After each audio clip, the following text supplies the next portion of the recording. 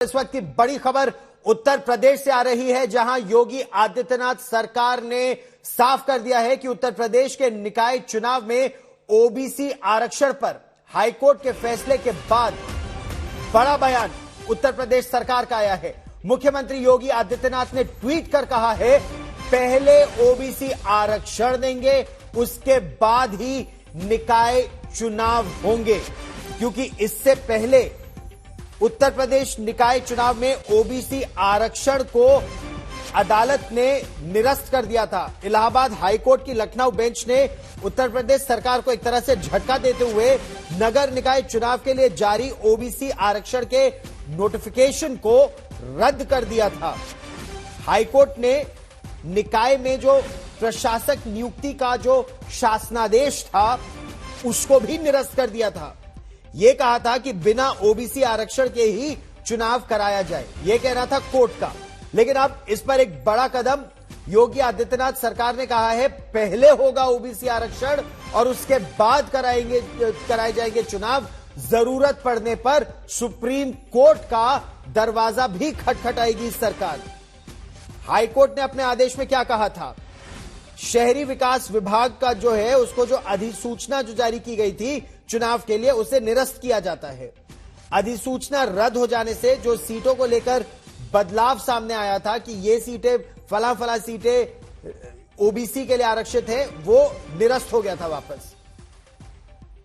इसके अलावा सरकार की तरफ से 12 दिसंबर 2022 को जो शासनादेश जारी किया गया था कि जहां जहां निकाय का कार्यकाल पूरा हो गया है वहां कार्यपालक अधिकारी और वरिष्ठतम अधिकारी के माध्यम से याचिकाएं के खाते खोलेंगे, लेकिन उसे भी निरस्त कर दिया गया। लेकिन इस बीच समाजवादी पार्टी के अखिलेश यादव, पूर्व मुख्यमंत्री अखिलेश यादव का क्या कहना है, हम आपको वो भी सुनवाते हैं।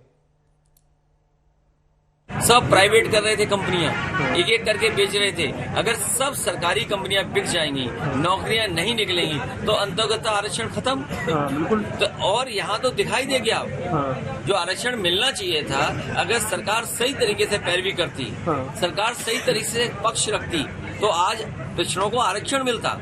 और जनगणना की बात कोई पहली नहीं हुई है बात। आप याद कीजिए, जिस समय जाति जनगणना की बात हुई, समाजवादी पार्टी इस पक्ष में रही कि सभी जातियों की जनगणना की जाए। लेकिन आखिरकार भारतीय जनता पार्टी को कौन रोकता है कि जनगणना ना करे? बिल्कुल। क्योंकि जनगणना करने से हर जाति को अपनी आबादी की जानकारी हो जाएगी। भारतीय जनता पार्टी कभी नहीं चाहेगी कि हर व्यक्ति अपने जाति के हिसाब से जानकारी कर ले कि वो आबादी में किस संख्या में है। केशव जी, आज हाईकोर्ट ने एक फैसला दिया है जिसमें ये कहा है कि जो उत्तर प्रदेश के निकाय चुनाव होने हैं उसमें ओबीसी का आरक्षण जो है वो खत्म किया जाना चाहिए। इस पूरे फैसले को आप किस तरीके से देखते हैं? देखिए, हमारे जो सरकार के अधिवक्तागण हैं वह माननीय न्यायालय के द्वारा दिए गए आदेश की प्रति के साथ सरकार के वरिष्ठ अधिकारियों की उपस्थिति में बैठक करने के बाद पूरे आदेश का विस्तृत अध्ययन करके इस पर निर्णय लिया जाएगा। लेकिन एक बात मैं स्पष्ट करूंगा कि अन्य पिछड़ा वर्ग का जो आरक्षण है वो हम दे करके चुनाव समय से कराना चाहते थे, लेकिन समाजवादी पार्टी उसमें बाधा डालना चाहती थी।